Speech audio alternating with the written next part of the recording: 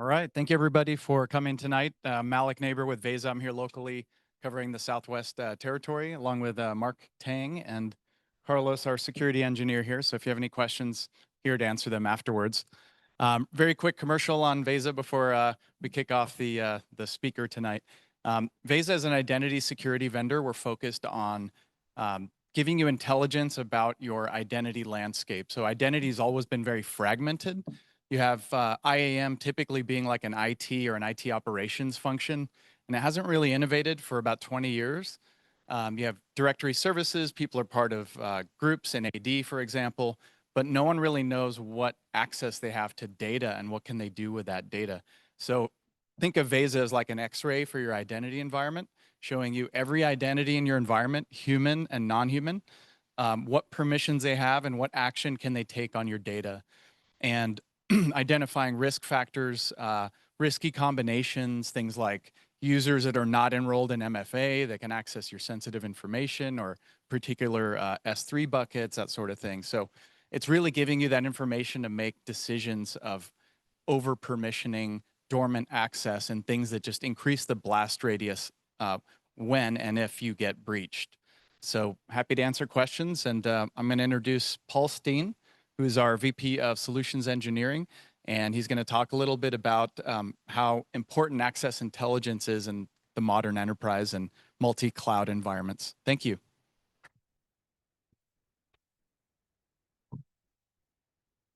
All right, thanks, Malik. So the access intelligence imperative. I know you think this is the title to a Big Bang Theory episode, but unfortunately it's not. Of course, you've probably seen them all like I have. But the access intelligence imperative, we're talking about understanding who has access to what.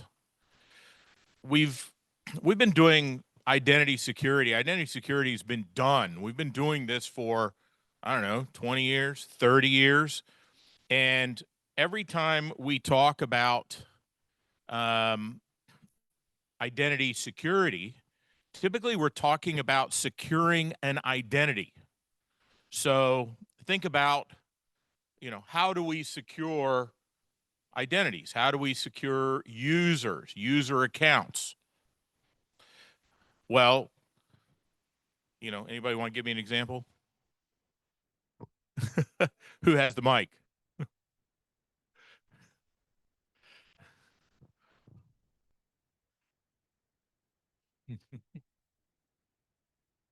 MFA or something MFA. like that, where you're... Yes, multi-factor authentication. Why do we use multi-factor authentication? Well, because we want to make it harder to steal the account, right?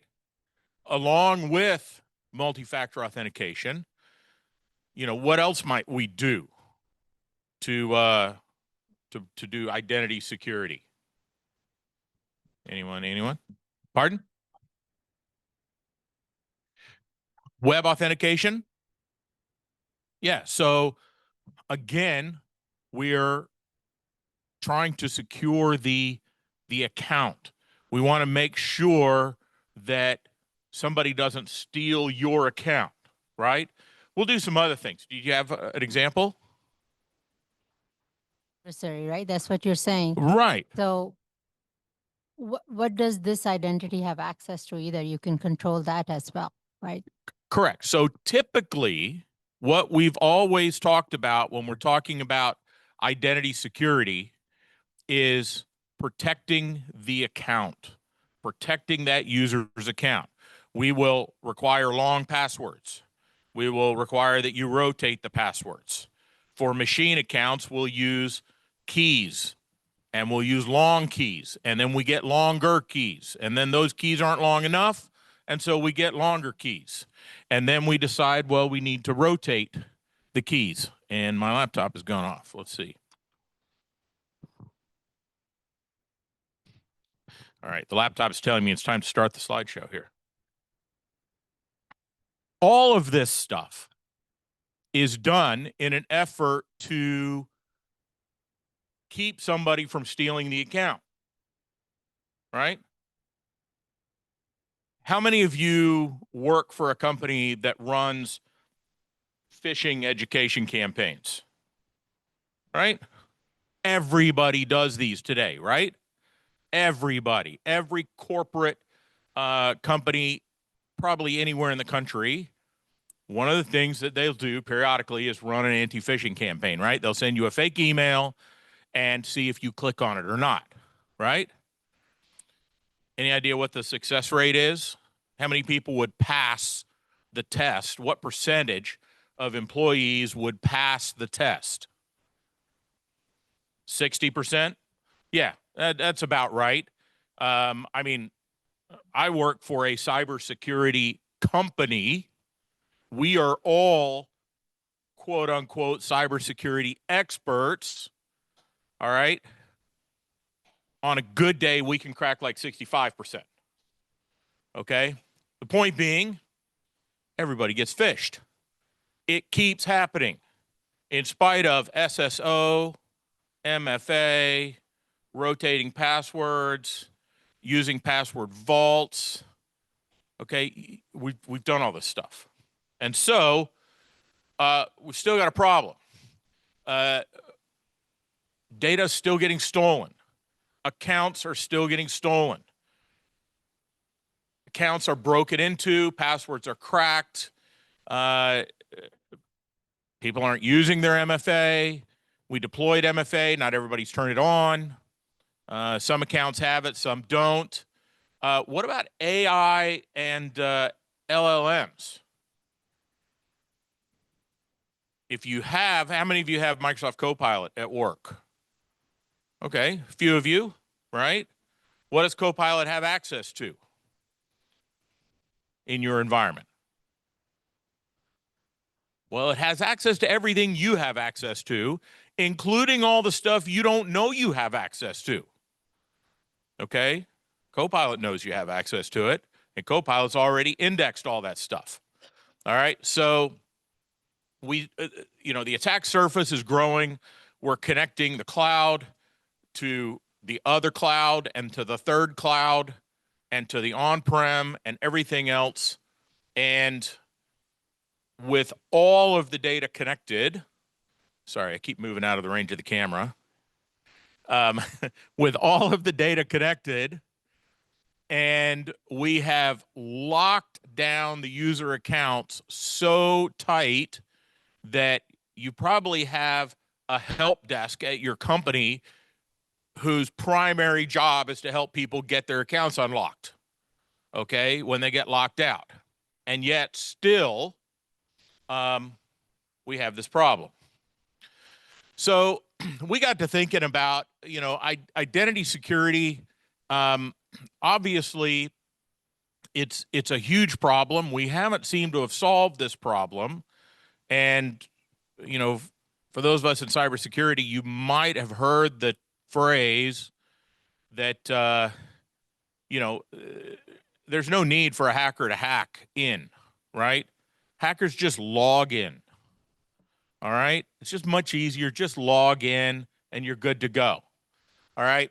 So even with all that's changed, identities still need access to data.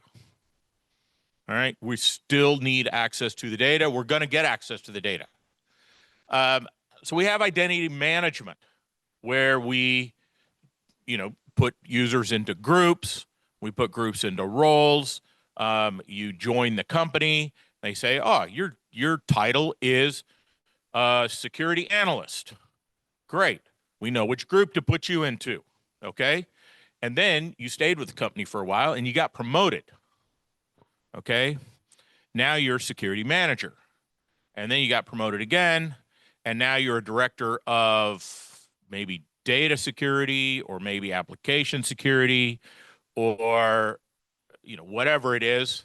And you keep moving through the organization. Did you lose any of the permissions you had on the day that you joined? Doubtful.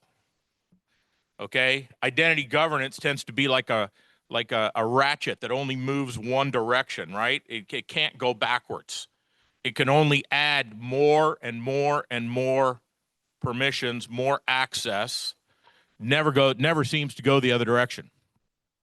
The regulatory landscape is evolving quickly. We have to report to the auditors. They want to know who has access, who had access, what do they do with the access, all this kind of thing. And so we thought, you know, in spite of the fact that we've been doing identity security for all these many years, we still seem to have the same problem. Accounts get compromised, data gets stolen, and we come back around and say, well, I guess we need a longer password.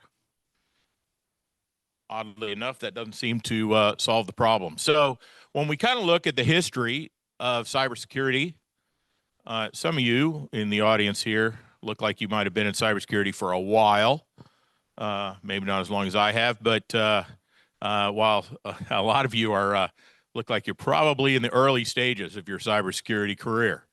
But we'll go back to the ancient days here, the 2000s. And, you know, look, everything was on-prem. We didn't know what cloud was. We talked a lot about cloud. We didn't really know what it was. Everything was really on-prem. And, you know, the secret to securing your data was a good firewall. If you just put up a good firewall, okay, yeah, that'll protect your data. Well, then we realized that that's not going to work, and we started moving to protect the endpoints. We said, well, if we just protect your laptop and your phone, and we don't let you bring your own phone in, you have to use a company phone and a company laptop, and you know, we'll put some anti-malware on that device. We'll get that really locked down tight. Then we'll secure the data. We won't lose the data. Well, imagine that. That didn't work either. And today, up here in the 2020s, now we've got multi-cloud, AWS, Azure, GCP. Which cloud, let me ask this question. Which cloud does your company use? How many of you, your company uses AWS? All right. Your company uses Azure. Oh my God, all the same hands are going up, okay? Your company's using Google. Exactly. So you're using all of them, right? And you've got them all interconnected. And so from a security standpoint, now I'm not just trying to control access into AWS, which is complicated enough, but now it turns out that you can get the stuff out of AWS by going through Azure. Holy shit. This is just continues to grow the problem here. Despite investments in IAM, what does that stand for? Identity and Access Management. IGA, Identity Governance. Pardon? PAM, PAM. Privileged Access Management. DLP. Data Loss Prevention. Okay. How come DLP has never actually done that? I remember back in the day, somebody told me that, you know, DLP doesn't actually stand for Data Loss Prevention. DLP stands for Damn Long Project. Okay. It never ended. But the bottom line is we still can't answer the question here. Who can take action on your data? You might have heard of something called the principle of least privilege, right? We talk about this in cyber, principle of least privilege. Kind of makes sense, right? How about if you only had access to the data that you actually needed to do your job on a daily basis? And then when you get phished, because everybody gets phished, when you get phished, how big is the problem? Well, it's a lot smaller then typically what we see where that ratchet just keeps moving one direction and keeps adding up more and more and more access and more permission. And so least privilege. Well, the problem we find with least privilege, well, first of all, let's talk about this, what common enterprise landscape looks like. See if you can recognize your own company here. So you get hired on and somebody puts you into the HR system, right? Workday, right? You might not be using Workday. You probably are, but there is some HR system there. And so your data goes in there and Workday talks to the directory. Okay, this might be Active Directory. It might be Entra ID, which is just the cloud version of Active Directory. Everybody still uses that. You might use Okta as the directory, but basically that's where the account gets created, right? So we set up an account. So you started with an employee. From an employee, you now got an account in the directory. Now, at that point, you probably got added to some groups as well. And the group is probably based on your title or on your job role. We call that your birthright access. So you start out, you were hired, you got a job, your job title is security analyst, and they said, yep, right, all security analysts are stuck into this group. Actually, you're probably stuck into like 10 groups, but it's all based on that job title, and that's your birthright access. Then, based on the directory, you now get authentication to your device. And on your device, we're going to put, single sign-on. You're going to have MFA. Again, probably like through Okta or through Entra ID. And you get put into these groups. That's the front door authorization. And based on the groups are then inserted into roles. You've heard the term RBAC. What's that? RBAC? Role-based. Right. Okay. So you get added to these roles which exist on the resources that you need access to. And it works. It works great. You started on your start date, you got added to Workday, and everything just flowed all the way downstream. And son of a bitch, you can log into Slack. It's amazing. It works. Well, this is, of course, a very small picture of what it typically is. The average enterprise, according to research, has 364 SaaS apps and uses 1,295 cloud services. All right? And remember, the ratchet only goes one direction. So we keep adding more and more and more privileges and more access. And so before you know it, your blast radius, another term we talk about with identity security, your blast radius is pretty big. So what if we shifted this just a little bit and quit thinking about the directory service as providing identity security, and let's think about the roles, permissions, and resources, and truly the permissions are the piece. The permissions are the actual important link in the chain here.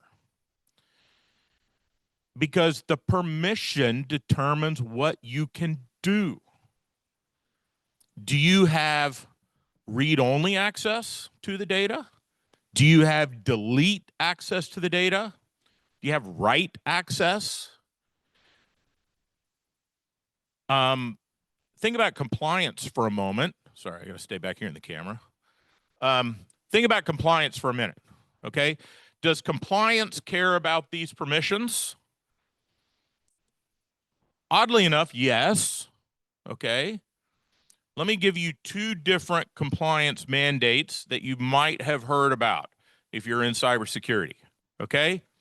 PCI. What's PCI? PCI DSS.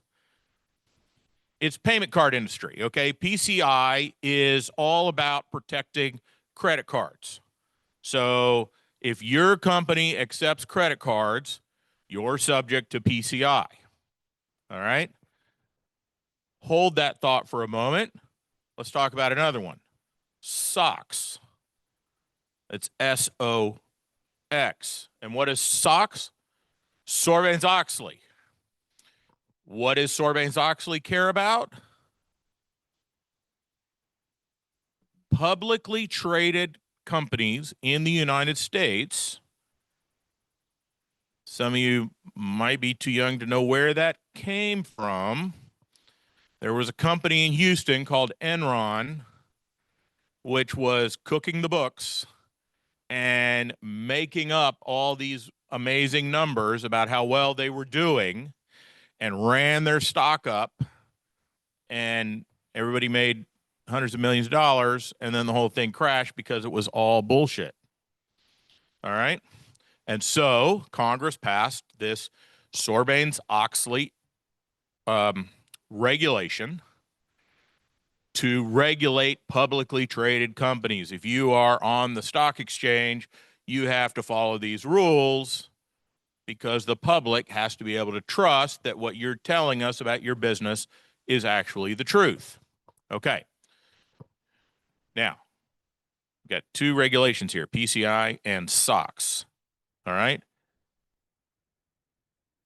PCI, if we think about PCI for a minute, what permissions do you think PCI cares about? Let's say that over here in this S3 bucket, it is full of credit card numbers. So this would be subject to PCI. All right. So do the permissions matter for PCI compliance? Yes? Yes. What does PCI care about with regards to the permissions? Any guess?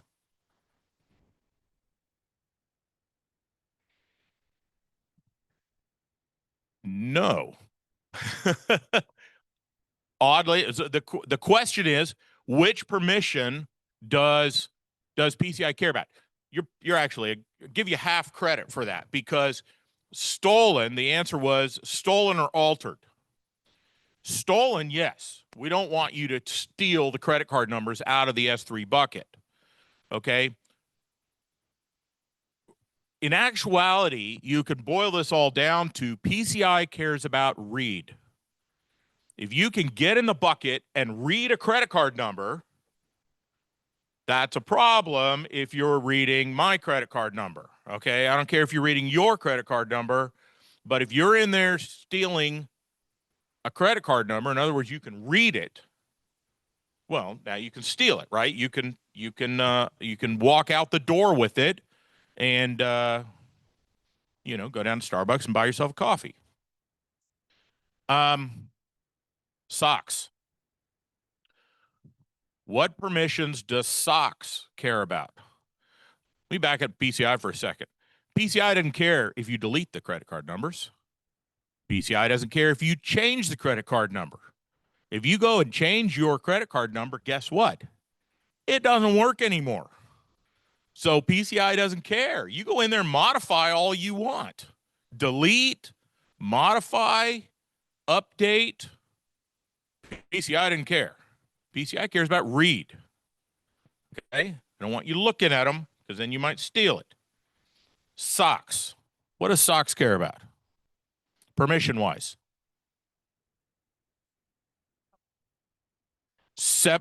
Okay, SOX truly is, at the end of the day, SOX is concerned about separation of duties. SOX wants to make sure that that if you're responsible for the financial records of the company, that you can't go in and change the financial records of the company. Okay? I'll ask the question this way. Does SOX care about read?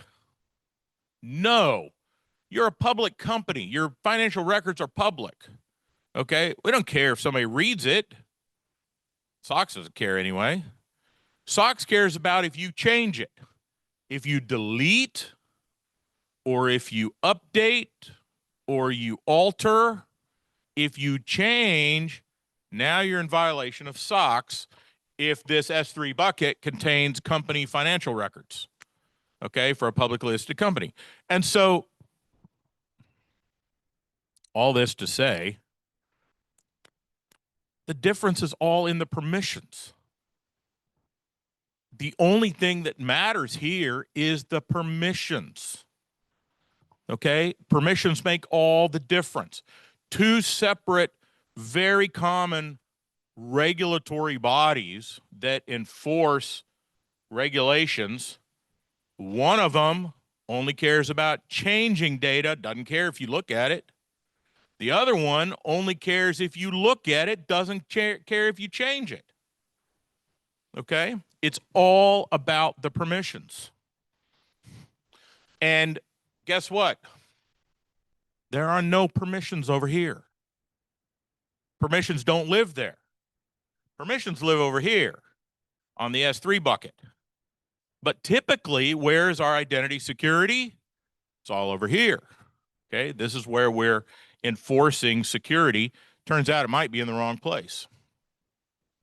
So we thought, you know, we need a new data model to understand identity security here. We're going to need, we want to see across the whole board here, Dustin Henderson is in two groups, actually three groups, sales, engineering, finance. He's in these roles, admin user role in AWS and a sales read-only role in Google Cloud. That gives him, this AWS role gives him create, write, and update into this bucket, which contains customer data. His membership in this sales read-only role gives him evidently create and delete in this Snowflake table, revenue facts, read, write in the code repo, and read, write in the account list in ServiceNow. And how can we get all this data?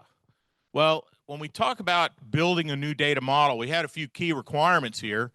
One is we got to support all these systems because people are in all three clouds. We already determined that. You still have stuff that's on-prem. There's systems all over the place. Some are systems that the organization owns and runs. You own the operating system. You put an app on top of an operating system. But then there's SaaS, right, where you don't own the operating system. You just rent the app actually out of the cloud somewhere. And so because, you know, we've got systems all over the place, to get this full picture, we're going to have access to all the systems. We're going to have a standard way to talk to all these systems and get their identity metadata. We need to be able to see all identities. Human, non-human. Are there any other options? Did I miss any? Human, non-human. Okay, I think that covers it. All right. Maybe there'll be a new one down the road, but at the moment, human, non-human, I think we got it covered. True permissions, to really understand the permissions. Typically, if you're in identity in an organization, you think, you know, where do I find permissions? Well, we don't know what the permissions are, but what we know is, what role are you in? Did you get added to this admin user role? All right, well, it has admin in the name, so I'm pretty sure that means you have full control, full access. We don't actually know, but I mean, it kind of says admin user, so that's what I'm thinking. This one, the role says sales read only. Thinking, all right, that's read only. That sounds like read. Oddly enough, it includes, you know, read write over here in GitHub. It includes create delete in Snowflake. But anyway, I'm sure there was a reason we called the role read only. So the roles typically don't reflect the actual permissions, and that's what we want to know. We'd like to have a standardized way to understand these permissions. Does anybody work in AWS? Like your main job is managing AWS or Azure or GCP? Anybody doing this? Well, good for you. Uh, it if you've ever gone into AWS, if you ever tried to build something in AWS and you're defining, you have to define the security group and security rules and everything like that. And you're in there and you realize that in AWS, it seems like, don't quote me on this, but it sure seems like they've got 50 different ways to say delete. Like there is so many permissions. There's like 100 different kinds of permissions. I mean, at the end of the day, it's read, write, delete, modify. I don't know. Somehow I got 4. I'll give you 5 just to round it out. Somehow AWS figures out how to turn that into like 107 different permissions or something like that. It gets complicated. If you've ever looked at Snowflake permissions, anybody work with Snowflake? No? Get into Snowflake permissions. It's the same way. There is a million ways to define permissions in Snowflake. And so, we kind of need to standardize this into something that we understand. And then a little automation certainly wouldn't help. These days, if it's not automated, well, then I don't want to use it.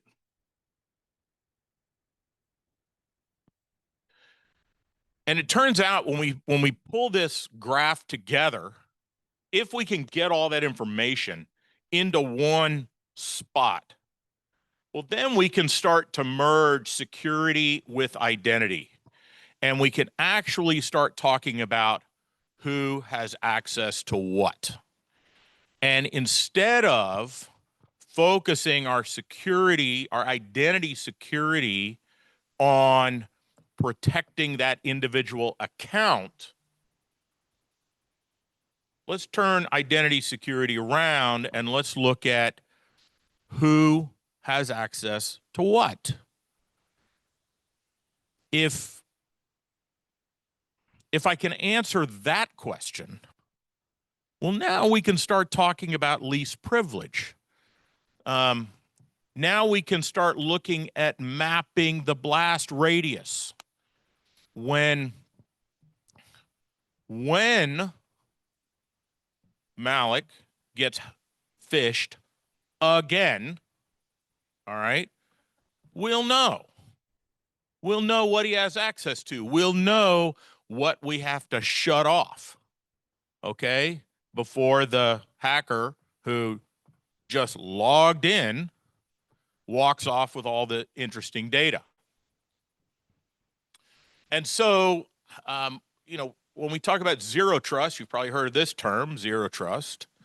Zero trust really does include the principle of least privilege. But it turns out that between the subjects over here where we have identities, see, I thought there were 2 identities, like human and non-human, and now we have 4, humans, machines, devices, services. I'm going to say the 3 of those are all non-human. All right. We've got the zero trust network architecture. This is what likes of, Zscaler, Palo Alto, Cato, good friend of mine works for Cato. He's here in San Diego. I'm going to go see him later. And so we have the subjects on the one side. That's the identities, the humans and the non-humans, getting access to objects, the resources over here, Amazon S3 buckets, Databricks, data stores, Snowflake tables, Salesforce apps. And what the big hole we found here was this is where the permissions live. And at the end of the day, if you don't know what the permissions are, you can't get to that least privilege. And the challenge is that, you know, we keep looking over here in the accounts, the directory service, where we are holding all of these users because that, or identities, because we're talking about identity security. So we should go where the identities are. But kind of turns out that for identity security to be effective, we need to go over here to the objects, to the resources, because that's where the permissions live. Now, you can go to the resources and you go look inside Amazon, and if you can decode the 192 permissions on the S3 bucket, you can determine that, here's the problem. This role, okay, this role has too many permissions. That's the problem.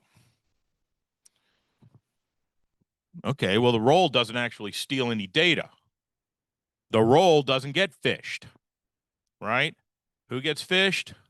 Well, the humans way over there, or even the non-humans got compromised. Oh, that human there.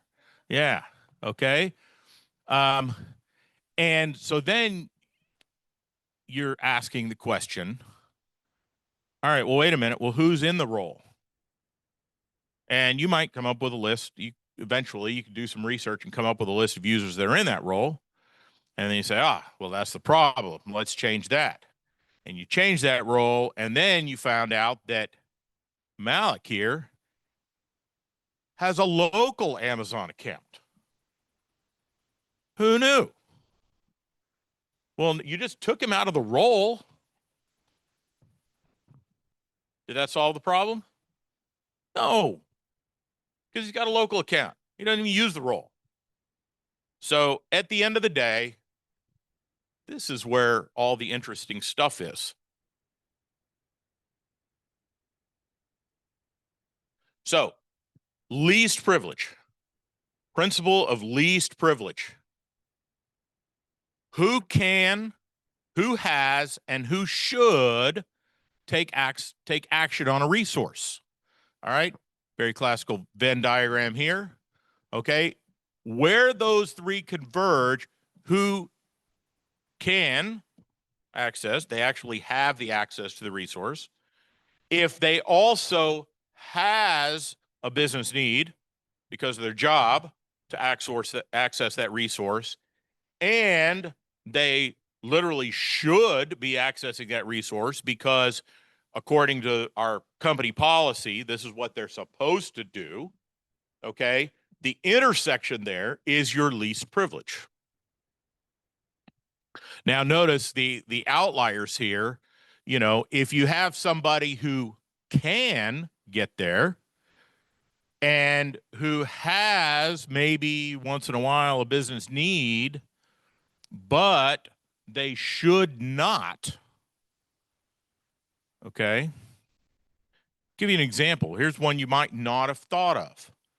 A company executive, okay, a C-suite, high-level, well-paid company executive, they probably can, because remember, the ratchet only goes one direction, and by the time they got to the C-suite, they've accumulated all the permissions, right? So they can, for sure. They have the need. Well, I don't know. I'm the CFO. Of course, I'm sure at some point in time, on some day, once a year, I have a business need. But the truth is, from a security perspective, we say, no, you're not supposed to, okay? You shouldn't have that access. Okay, so those are shadow permissions there. Here we've got people who have the business need and should have access, but don't. Well, we have a gap in the provisioning, okay? So we need to actually give them the access. And then when you see those who can and those who should but don't, that's the dormant access. Those are dormant accounts that are actually there. Nobody's using them. This is probably the most dangerous from a cybersecurity perspective. Dormant accounts, accounts that exist and work and are live and nobody's using them. Or at least the people you think should be using them are not using them. Okay, it's somebody who's using their account, who's probably using that account and shouldn't be. And so we want to bring this all together so that we can actually get to least privilege.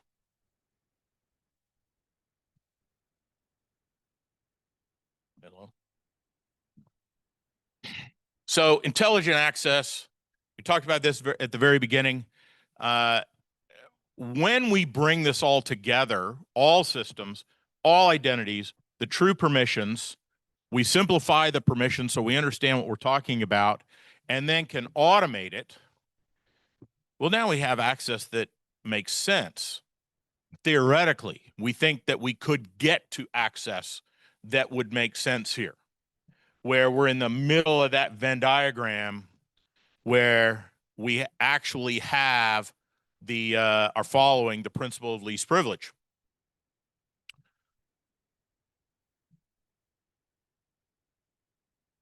And so just to wrap this up, as I get to talk to companies and talk to a lot of CISOs around the country, we see that their typical approach is kind of to start here with some life cycle management. We need to, we want to make sure that people, when they join the company, they get their birthright entitlements. We want to make sure they get put in the right group because they start on Monday and they're going to need their email, right? And they're going to need Slack. And so we got to get that right. Then we say, let's go over here because if we didn't give you something, well, we want you to be able to request it. You need to be able to ask, oh, I didn't get the permission. I can't get into Slack. Can you give me that access? Or I'm on this project and the code is in this GitHub repo and I don't have access to it. Can you give me access? So we do the requests.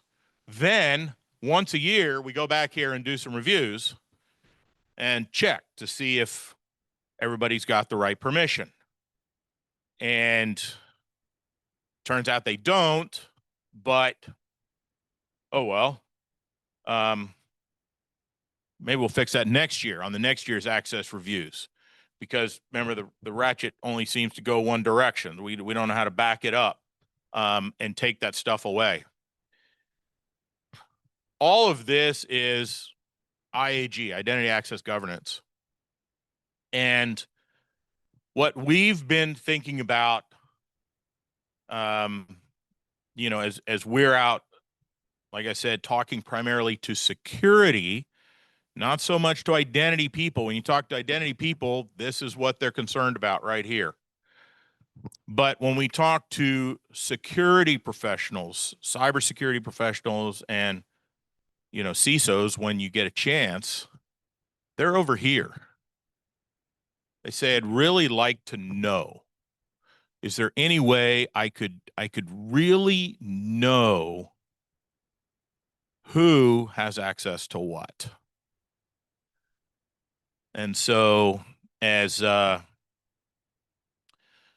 we think about kind of a new way to approach identity security, we're thinking maybe we'd be better off if we, didn't keep trying to make the password just a few characters longer in an effort to keep that identity from getting stolen. Maybe the password is long enough. We've reached a point of diminishing returns where now the password is on your yellow sticky note on your monitor. And maybe we should figure out what you actually have access to and if you need that access. And if we could truly enforce least privilege and understand what users have access to so that when they get phished, we know what the blast radius is. How bad is this? How bad could it be? Anyway, thanks for hearing us out. This is a fun little journey that we're on, trying to figure out how to do this. And it's been It's a lot of fun. It's very interesting for us. I've been in cybersecurity almost 30 years, and for almost all of my career, I was focused on solving the question of who did what with the data. And after countless meetings with countless cybersecurity professionals, once you answer the question of who did what with the data, who broke in and stole the data, whose account was used to get to the data that just walked out the door, and now we're on the front page of the New York Times that somehow we lost, 500 million customer records. Guess what the very next question always is? Who could do it? We've got 10,000 employees, okay? We just had a breach. You've been able to tell me we brought in forensic teams, everything. We did all this research, and we determined exactly how that data was stolen, which account was used. So the next logical question is, all right, now that I know who did it, tell me out of my other 10,000 employees who could do this. Because if the answer is, well, there's like 5 people who could do this. Oh, all right, I can take care of that problem. But if I find out that we've got 10,000 people who have access to this data, well, now we got a whole nother problem. And so anyway, that's what we're doing. Thanks for listening. Hope you enjoyed the dinner, the food. The chicken was amazing, as better than advertised. And we'll take questions. So where do you install your solution? Where do you start your solution? Where do you start at the beginning, in the middle? And what is your solution? A SaaS? I try to understand. So you explained beautiful this. Well, We were now I told, think we where- were told very clearly we can't sell you anything here tonight. Perfect. Okay. Yeah, go ahead. Hello, hello. There you go. All right, better. I don't know what happened. So, in your experience and customer use cases, Yeah. what industry do you guys find has the worst as far as not meeting your model, or the blast rate is just bigger, I guess, than any other industry? Well, it's an interesting question, because when we think about, when we're talking to customers, typically the customers who care the most are financial services. They're heavily regulated. They've got money. By definition, they're in financial services. They got money. Might be your money, but there is money. And they're incentivized to do something about it. The customers who probably are the least aware are companies that are not in technology, that are not technology focused companies, kind of maybe the old school brick and mortar retail establishment. They're focused on selling widgets at 52 cents a piece. And they don't really think they have any data that anybody would want to steal. Well, we know in cybersecurity, everybody's got data you want to steal. So yeah, they're probably, I don't know. You guys have a different answer.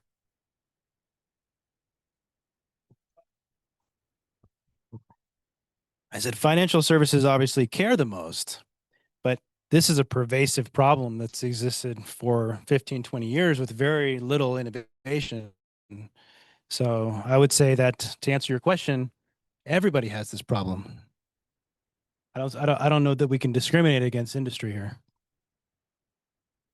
Yes. So I work in defense, and I've spent many years auditing to least privilege, right? Yeah. These days, not so much, but I'm curious, how do you bring your compliance and folks along on this journey to move toward visibility, intelligence, and monitoring over focus on access request and review process. Right. Good question.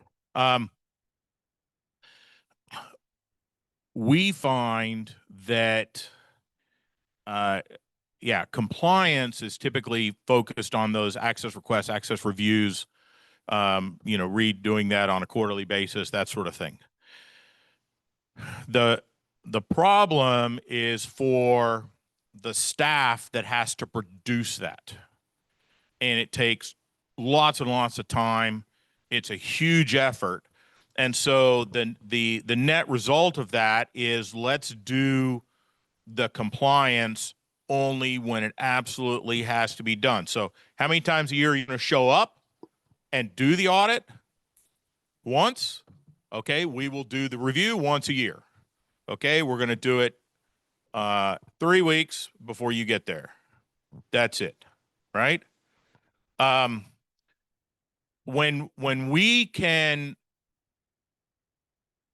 talk with when we approach security is often tasked with producing this or defending it once it's been produced, this artifact. With good visibility, it turns out that they can do continual access reviews, that we're constantly looking with good visibility. We can see when there are problems with that Venn diagram.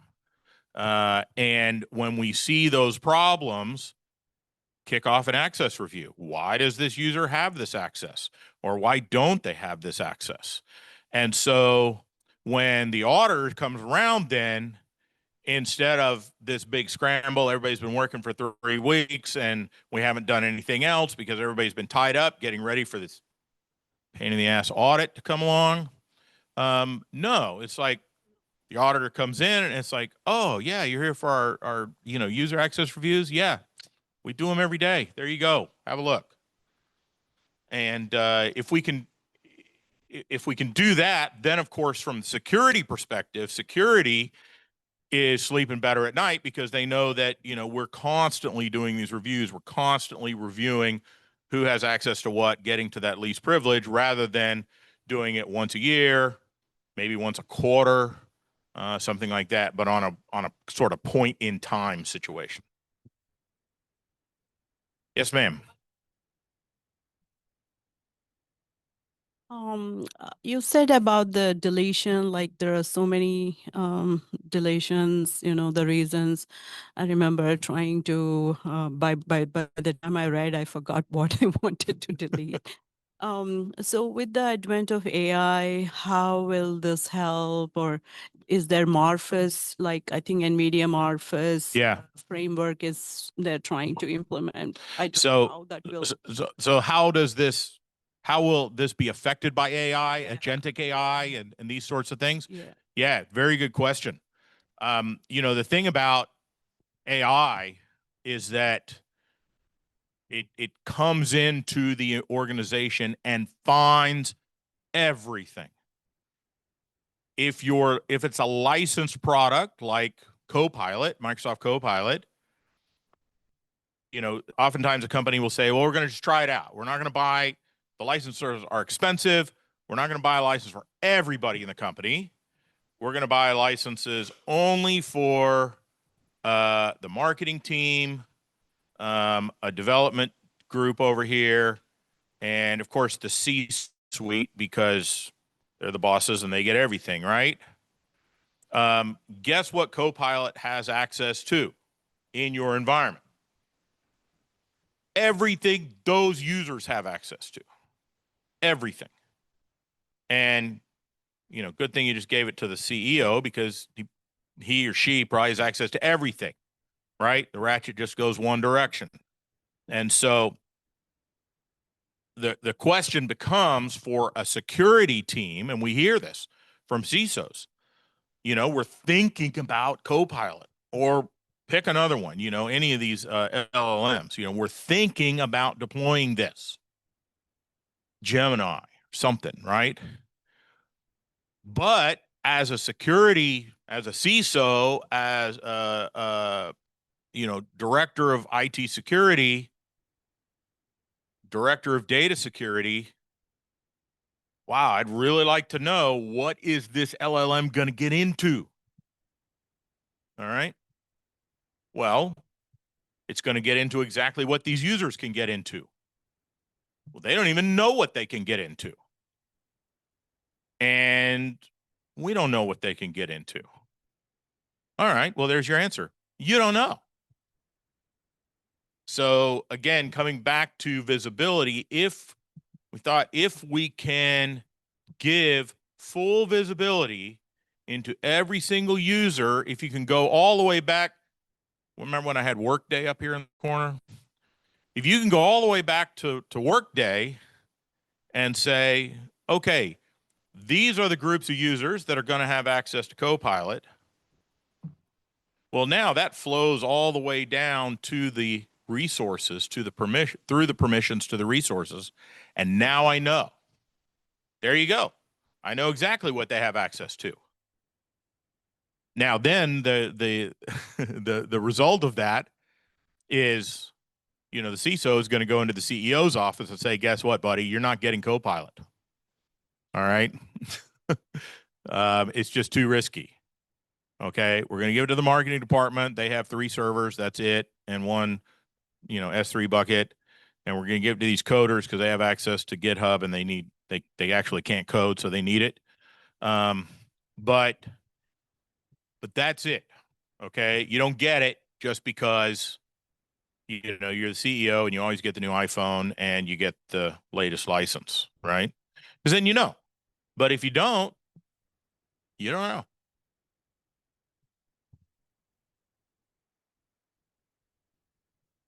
Any other questions? Yeah.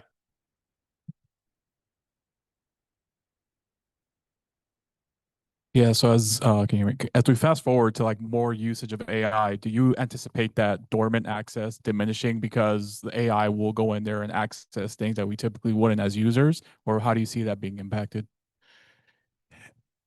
That's an interesting thought. I think that there's a possibility that it doesn't change anything because AI gets access. And, look, the last time you asked ChatGPT a question and you're like, wow, how did it know that? Okay. LLMs get access to data and we don't know how they got access to data and we don't know where the data came from, but we're just kind of impressed by it. And so, dormant accounts, as I mentioned, probably the most dangerous identity from a cybersecurity perspective, dormant accounts.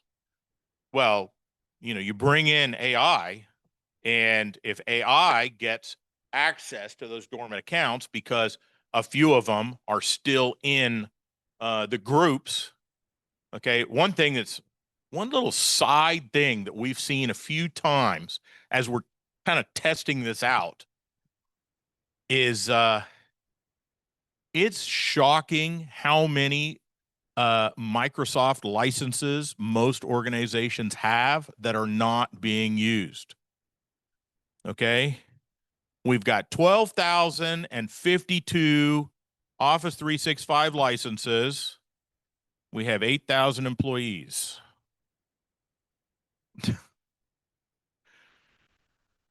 I'm like, I'll tell you what, you just give me the money you saved on all the Microsoft licenses I just got you to cancel, and I'll give you a solution for free. So all those dormant accounts, chances are the LLM AI gets into them and nobody knows and nobody cares because, like, wow, look how smart this thing is. Okay. Because it's in data that should have never been in to start with.